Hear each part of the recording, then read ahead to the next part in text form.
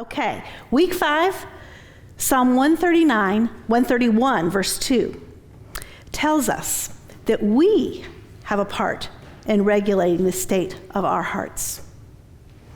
It says, "But I have calmed and quieted my soul like a weaned child with its mother. Like a weaned child is my soul within me." But how does one calm and quiet their own soul?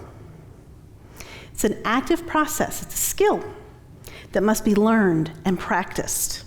Last week, we identified 2 ways in which to develop that skill. Number 1 is to regulate before you respond. To be regulated, remember, means to be in a state where you are neither cut off from your emotions, thoughts, and physical feelings, nor are you overwhelmed by them. Like if from a 0 to 10 scale, 10 being highly dysregulated, that you're sitting at about a 5 to 7 would be regulated, okay? When we are dysregulated, triggered by the poking of an old wound or by a new significantly negative event, our upper brain goes offline and our lower brain, which runs only by reflex, takes over. When that lower brain is in charge, it will direct us to do anything that seems necessary in order to get us back to safety. Fight, flight, freeze, or numb. Our body alerts us to dysregulation, alerts us that it's coming through indicator lights. When we ignore them, we go right up that anxiety scale, and our lower brain takes charge, rendering us completely incapable of responding the way that we desire. We are no longer choosing response. We are reacting by reflex. And so this might mean that before you are able to put some of these, a little bit more, the next thing I'm going to talk about, before you're able to sometimes put that into practice, if you are highly dysregulated, you might need to do a little calming technique, a little grounding technique. For example, regulated breathing. 3 breaths in, 6 out. To the count of 3 in, to the count of 6 out. Or another regulating technique. Again, these are things that you would do when you are highly dysregulated and you're not quite able to go through those questions just yet because your brain is still freaking out, right? Another one would be to name 5 things that are around you using your senses. 5 things that I smell, touch, taste, hear, and see. These are things basically that distract our brain, pull it out of dysregulation so that you can calm down. Simple grounding techniques to help you calm so that you can begin then to do the work of, number 2, name it to tame it, in which we talked about using the questions, when I am up there dysregulated, what am I feeling? Where am I feeling it in my body? What thoughts are going through my mind right now? Then stop. Hold it like a goldfish bowl. Imagine a goldfish bowl, water, gravel in it, spinning around and around and around. That's where all that stuff is. Just hold it, calm, breathe, and then end with a prayer. Jesus, what is it that I need right now? We become attuned to our hearts, and then we attend to whatever comes up. We check the areas that the indicator lights have alerted us to, and with curiosity, we ask God, what are we in need of at the moment to regulate? Now, sometimes that's a really simple task. Just leave the room, breathe, listen to music, write a song, unplug. But before we respond, we just know we have to regulate, and sometimes that means to get distance. Now, when I talk about Jesus, what do I need right now? I know I'm stepping right into that mystical area, so I'm just going to give you an example of what that might be like. I'm not hearing necessarily audible voices, but okay. Years ago, I was in a group, and the group met, and I wasn't able to be there, and they made a decision that I really didn't care for. And my friend, she gave me a call, and as she's telling me about the decision, I could feel myself. I could feel myself starting to breathe faster. I could feel myself becoming really, really angry. And I recognized what I'm thinking was, the group did not have the courage to say no to one very vocal member, and now we're all doing something that we don't even agree with. So even as I was listening to her, speaking to me on the phone, I'm listening to her, but I'm also completely aware of what's going on inside of me. And I knew that I was headed to a place of dysregulation, because all of my indicator lights were going off. I noticed what I was feeling, what I was thinking, where I was feeling it physically. I held it, breathed. I allowed my brain to calm, and I believe I heard what was the Holy Spirit in the form of my thought. Don't share anything yet. There's more you need to look at, and this will not go well if you respond to this now.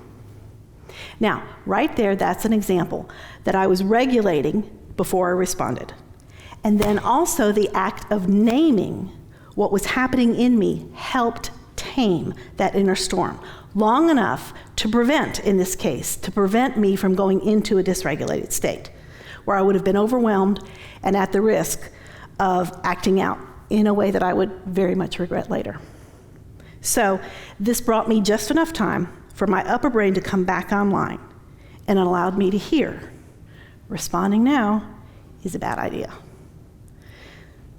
It's not rocket science. It's not hugely mystical. You've done those exact things, haven't you? Just a lot of the time, you don't listen to it. That is absolutely the way that it works. We're slowing down enough to allow the Spirit to speak, and enough to us to be in a regulated state enough to where we're wise enough to listen to what it's saying. So, thus far, this is what we've been learning. Watching the indicator lights of your heart, recognizing the impact of your inner coach. We've learned how to build awareness of your heart using a check-in.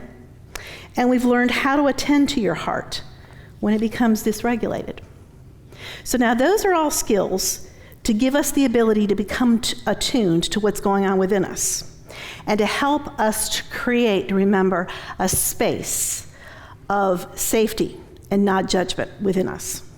Curiosity. As you become aware of what's within your heart, your thoughts, which create your emotions and your physical responses, when you become aware of your thoughts, you may realize that there were points at which your guard was down, and your heart has been greatly impacted by false messages.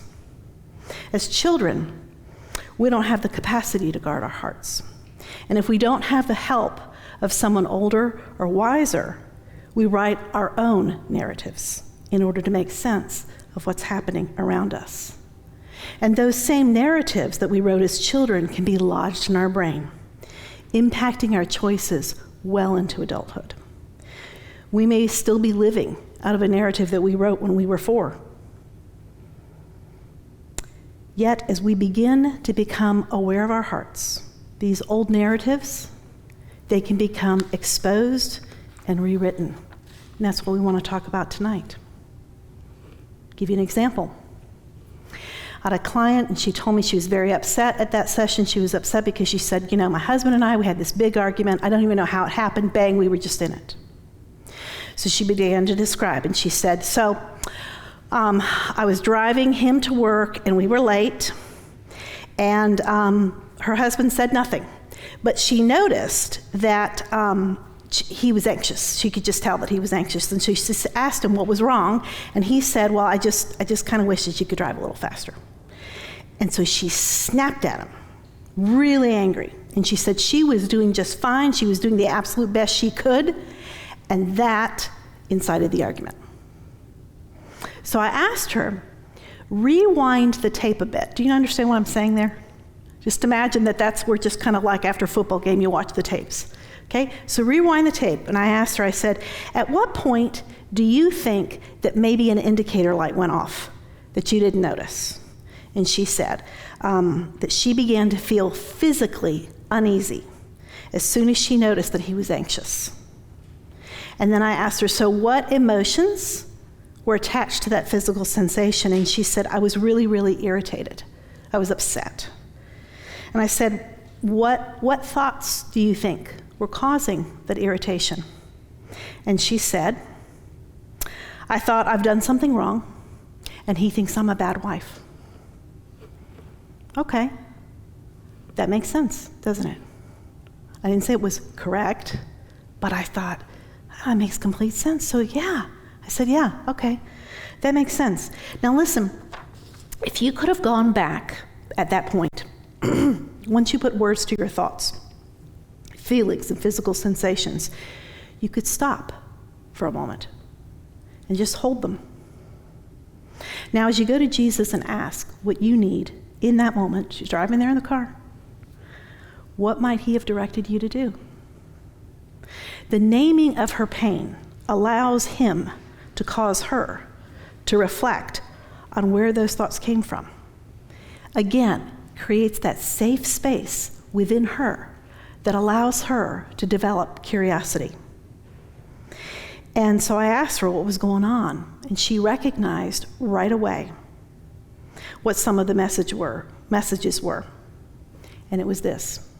She said, whenever someone was upset near her, it was always because she had failed somehow. That was the message, that was the narrative. Now, some background. She was raised by a single mom who was an addict. She was the oldest of 4 children, and she mothered her 4 children. And she also watched her mother very, very carefully at all times. And if she sensed that her mother was upset, she did all she could to be as good as she could so that her mother wouldn't attack or leave. She's now 35, and she's married to a good man. But remember the way that our brain works. It constantly scans our environment for anything that resembles what caused an injury in the past. And that memory is now lodged in her brain. So her brain detected danger as soon as her husband appeared anxious. And it was at that point that she started moving towards that triggered response because she was not looking at the dashboard, which had given her a signal. It was there. Because when she rewound, she recognized, it was there. I didn't pay any attention to it, but there it was. There was a signal that said she was headed up that anxiety scale. And had she been aware of that light, she could have slowed the response down before that lower brain took over. When she didn't, her upper brain, responsible for reasoning, went right offline. And her lower brain rendered her incapable of any rational response. Because again, she's going to fight, flight, freeze, or numb. And in this case, she chose to fight in order to protect herself. And she moved right away to engage her husband, coming straight out of that wound as a child. And in doing so, this is interesting, she created actually a self-fulfilling prophecy. Because her husband, who previously was just anxious about the situation, was now angry with her over how she was treating him. And by the way, what did that do? That triggered him into an equal fight response because he's been here before. So they're triggering off one another. So really, at that point, the only thing you can do is pull the plug. Because remember, we talked about, I think it was last week, we talked about that's like this couple is running side by side on 2 different treadmills. That is not a time when you can have a conversation that's going to move to restoration. It's just, you've got to pull the plug until their brains can calm. But again, had she been aware of that indicator light going off, and also ultimately of that old tape that was driving her, she could have redone that tape, which is what we did, she and I together. So I want to walk you through. When you recognize that you are running off of an old bad tape, you need to rework that tape. The reworking is just real simple. It has 2 elements to it. Number 1, validate. Validate what you're feeling. For example, the new tape for her would start with, this is scary because it reminds me of the past. And by the way, just even when she and I were talking it through, and I said that to her, I said, well, that makes sense. I said, how are you feeling right now? She said, oh, I feel so much better. I said, why? She said, because I'm not crazy. Okay? So again, validating. Validating is not the same thing as agreement. It's not the same thing as saying this is okay. It's saying this is understandable. So, first part again is this is scary because it reminds me of the past. Second part, when you're in a triggered response, what you've done is you've moved back to the past. So in order to get out of the triggered response, make the new tape, you've got to get from the past into the present, which might be something like this. This is scary because it reminds me of the past, but I'm not there anymore. I'm here now, and I don't have to fight to protect myself anymore. Key statement right there. I don't have to do this anymore. Not stop it. But speaking to yourself compassionately, understanding you did what you did because you believed at that time that that's what you had to do. And your brain is still stuck back there. So you're gently reminding your brain, you don't have to do that anymore. You're here now. It's okay now. You with me on that? It's a key phrase. You don't have to do that anymore. I lash out. I scream at my kid. I feel terrible about it. You don't have to do that anymore. The Father is here. Do you understand? Key phrase. So those two components in the rewriting of that tape is number one, validate.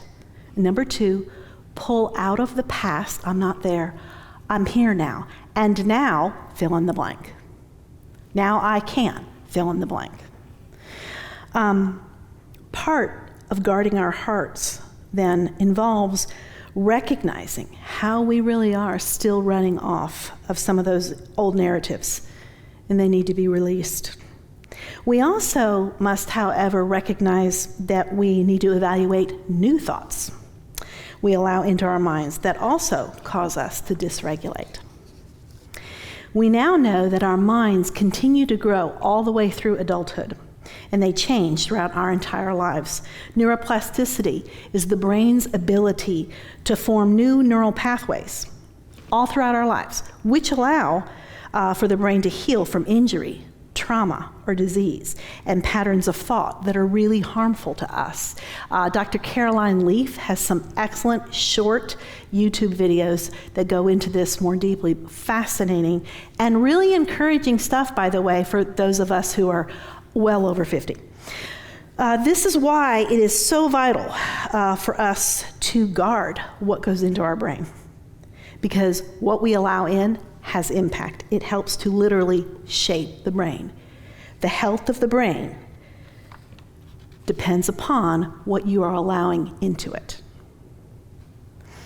So how do we guard our brains from bad thinking, bad patterns of thinking?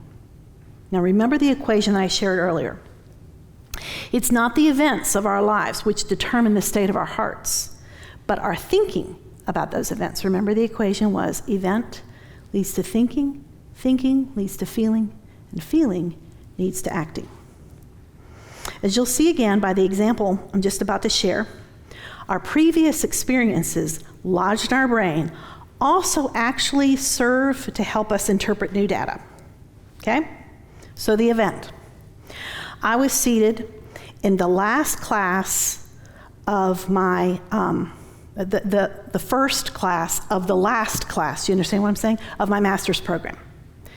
2 years, I'm in the last class, and it was a statistics class.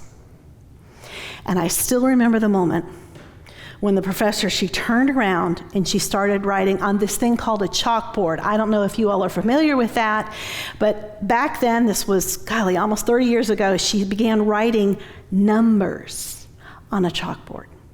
And as soon as I saw numbers, every indicator light I had come up, I began to panic. I felt a physical sensation of fast breathing. It was like the room began to narrow in, and all I saw was numbers. I went from a 5 to about an 8 really fast. But my upper brain, it was still online, so I could be curious. Wow, That was a really strong response. What's going on with me right now? What am I thinking? That was easy. This is what I was thinking. This is math. I can't do math.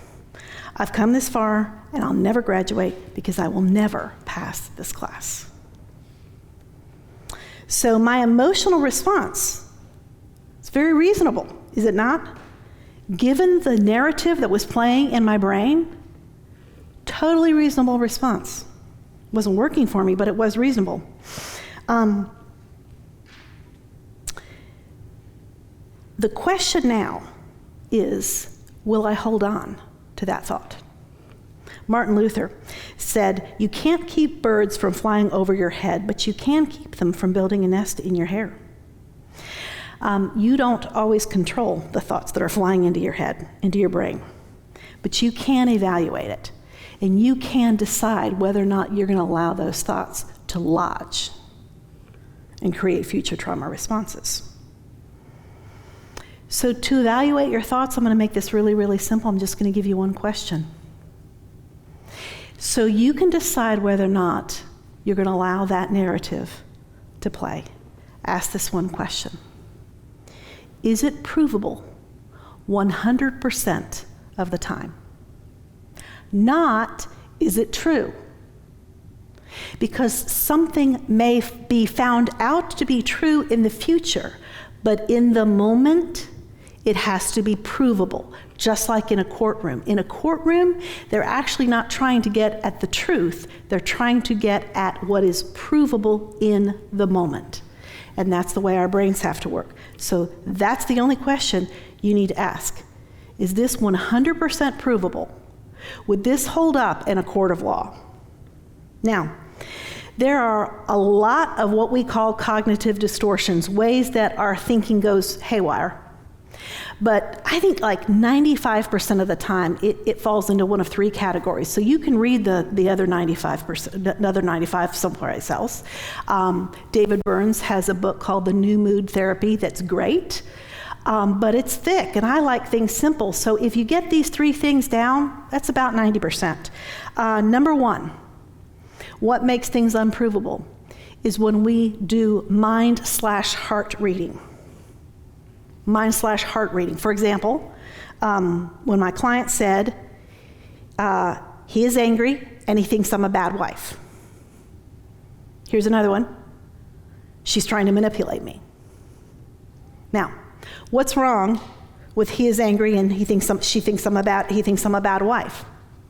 Why is that unprovable? She's in his head. She really doesn't know. Now see, here's the problem. Oh, yes, I do. I know this guy. I know, right? I'm with you. I am with you. Yes. Not allowed in court. Not allowed. She's in his head. She's trying to manipulate me. Manipulation is not merely an action. It's an action with intent. The problem is you don't know what the intent is. You can say what she did was rude. You can say it was offensive to you, but to say it's manipulative means that you're adding intent to her action. So, the first cognitive distortion that makes things unprovable is getting in somebody's mind or heart. It's one of my favorites. Number two, future forecasting. And that's when we take a slice of reality and we use that slice of reality to predict the future. For example, I had this go through my mind this week as I was having a disastrous FaceTime. I thought, FaceTiming with my 2-year-old granddaughter in California is not working, and I will never have anything but a distant relationship with her. Okay? I'm taking a present reality, and I'm forecasting that present reality. It's not just true now, it will always be true. So that's future forecasting. And then the final is overgeneralization. And that's taking a small part of reality and using it to define all of reality. It's taking a small label. She's a great mom. and taking it to a large category. Example. The prosecution tried to say that O.J. Simpson, he was a wife batterer, that is fact, so he is a murderer, okay? Piece of evidence that we use to label, we overgeneralize. Does that make sense? One piece of evidence that's true, but we took it too big, and it did not work for the prosecution. Here's another one. I let her down again. I'm a terrible friend. Okay? Me letting her down is a segment of reality. Being a terrible friend is a very large category. Now, let's take my thoughts that led me to despair about the statistics class. Remember what they were. I can't do math, so I can't pass this class, and I won't graduate. Let's stick to the first one. I can't do math. Is that provable? No, because it's an overgeneralization. Because just let me tell you this. Nobody knows faster how to calculate what 20% off is of the last sale markdown price, but this girl right here. I do that really, really fast. I can do tips really, really fast. So if it has to do with clothing or restaurants, I am really, really pretty good at math. That's a segment of reality right there that disproves this large label of, I'm lousy at this. So that was unprovable. How about the next one? I can't pass this class and I won't graduate. What's that? Future forecasting, right. If this happens, then I know that this is gonna happen. Now, after you evaluate your thinking, you might find that you need to rewrite your thinking. So how do you do that?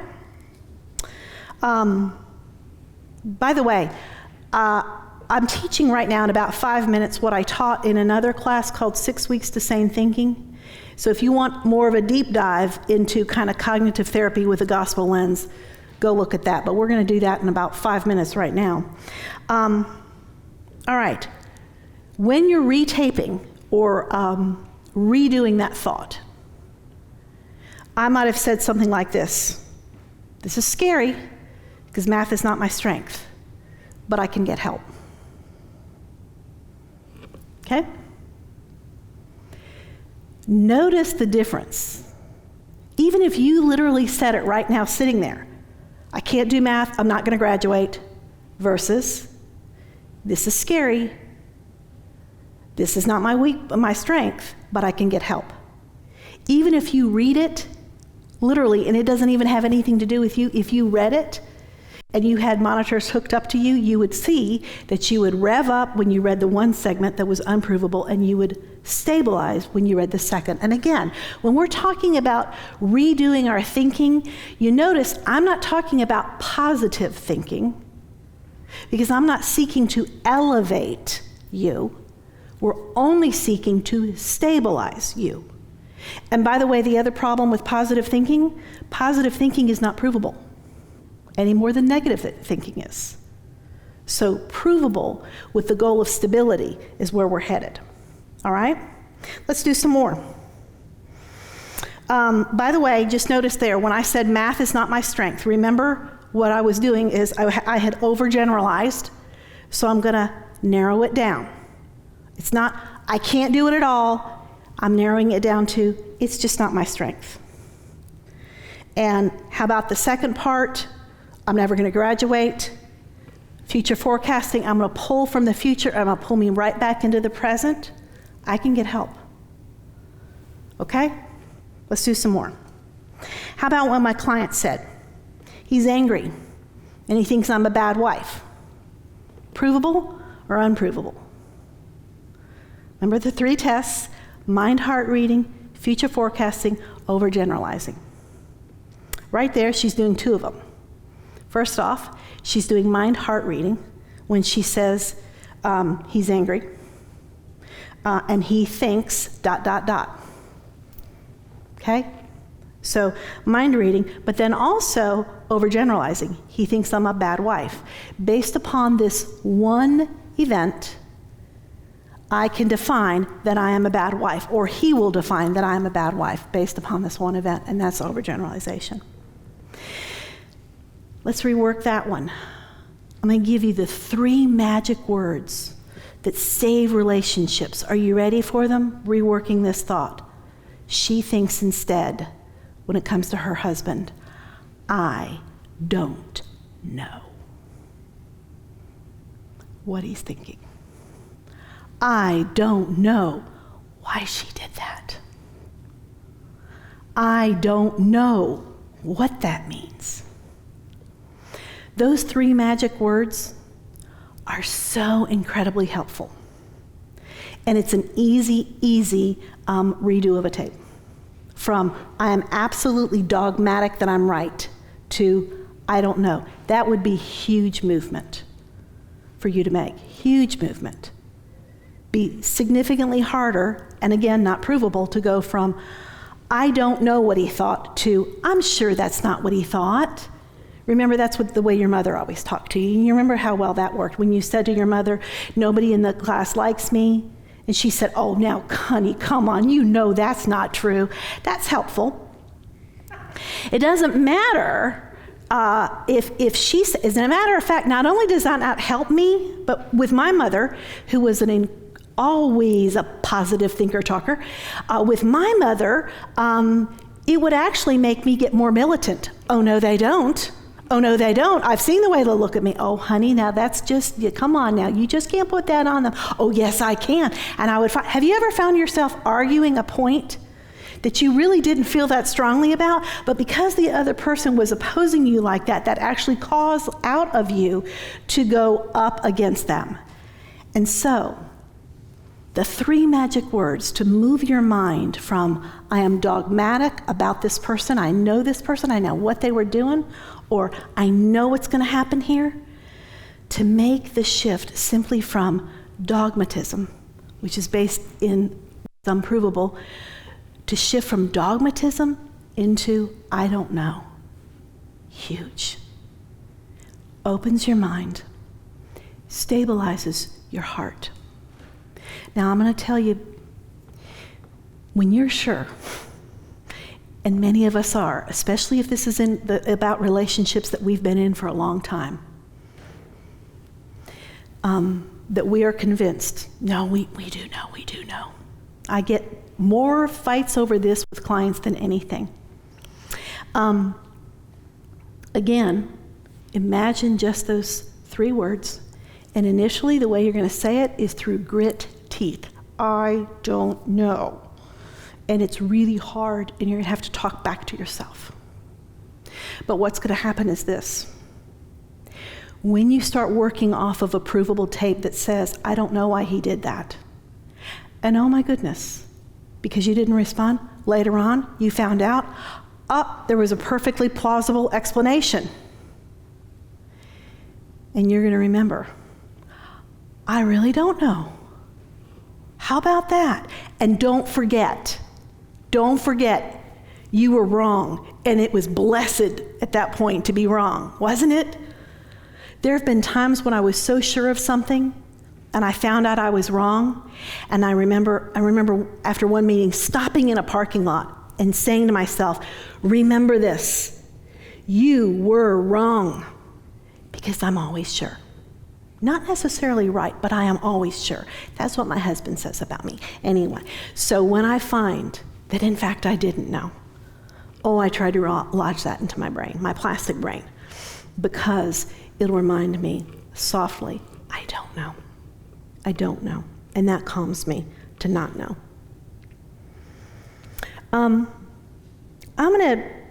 about reframing, redoing where I said I was FaceTiming with my 2-year-old granddaughter, and it isn't working. Provable or not? 100%. Yes. She will not, if the camera starts coming near her, she starts to. Anyway, it's a really pleasant time for a grandparent. So FaceTiming is not working. That part is completely provable. But then what do? I take that snippet of reality and I move it and I forecast the future, I'll never have anything but a distant relationship with her. So the important thing is I've got to pull myself out of the future and into the present. So a retape might be something like this. This is a hard age, and that hurts. But she will not always have such a short attention span. As she gets older, more options are going to open up for us to be able to connect. Okay? Now, I'm going to give you one tape that's a generic tape that you can use for everything. It has two elements, no matter what it is. I could have used them on any of these scenarios. And that new tape is, he is in this, and he is in me. See, whatever horrible situation that you are sitting right smack in the middle of, we have a sovereign God. And regardless of how it was that you arrived there, it had to come through his hand. So we know he is in this. We're not saying he caused this, but we are saying he allowed this, he is in this. And number two, he is in me, meaning what? I have the capacity, because of the gospel, because of the terms of the new covenant, I have the capacity to respond well to what it is that he has allowed in my life. So that's just a good generic tape. He is in this, and he is in me. And you can use that for pretty much any retaping that you need to do. So, as we are guarding what we allow into our hearts via our brains, we do need to evaluate our own thought life. But there is another way that we have to guard our hearts. We cannot give our hearts, we cannot give access to foolish or evil sources. How do you know if something is foolish or evil? Pay attention to how the input is impacting you. Because what is dangerous to one person may not be dangerous to another. For the last 8-9 months, I can't listen to NPR because it scares me. So I don't. But my husband, who's not wired like I am, he can listen to NPR, and NPR is not for him a bad source to open his brain to. But for me, bad things happen. But there are things that are clear, black and white. But the central, and you probably know those, but the thing I want you to just start paying attention to is, even things that you think might not be that big of a deal, like NPR, pay attention to how that's impacting you. For example, does reading a certain Facebook post lead you to self-righteousness and rage? Does Instagram sometime rev you up and keep you working hard to catch up with what others are doing? Or when you watch the 10 o'clock news, is it hard for you to sleep that night? Or does lunch hour with your coworkers cause you to resent management when you get back to your desk? So these are all optional. These are all optional sources that we are giving access into our brains and then into our hearts. To not allow those things access because I'm noticing the impact that they are having on me is not weakness, it is wisdom. I don't have to be a big girl. If I notice that it's impacting me in a wrong way, I'm going to move away from it. And I have the freedom to do that. So pay attention and guard your heart. But there are many, many assaults on your heart that we encounter that cannot always be avoided. And God has provided us with protection, which is what we're going to discuss in our final class next week. What is the protection that God has given to us to keep our hearts from assault that we cannot necessarily prevent access to? We're going to close now with Ellie Holcomb's song, As Sure as the Sun. This is a great regulation song. You know why? Because it preaches truth over and over and over again in such a way that it gets stuck in your head. And I know this because I was listening to it this afternoon, and all the way here the thing was playing in my head. But that is a great way. Remember when I talked about there's times when you need to pull away and Jesus, what do I need? And he might direct you to a worship song. This is a great one. Matter of fact, you should put together a playlist of regulation songs. So somebody that's good at tech, do that for me. All right. She says, there is good news. There's a promise that no matter where you go, you will never be alone. In the dark, in the doubting, when you can't feel anything, oh, his love remains the same. As sure as the sun will rise and chase away the night, his mercy will not end.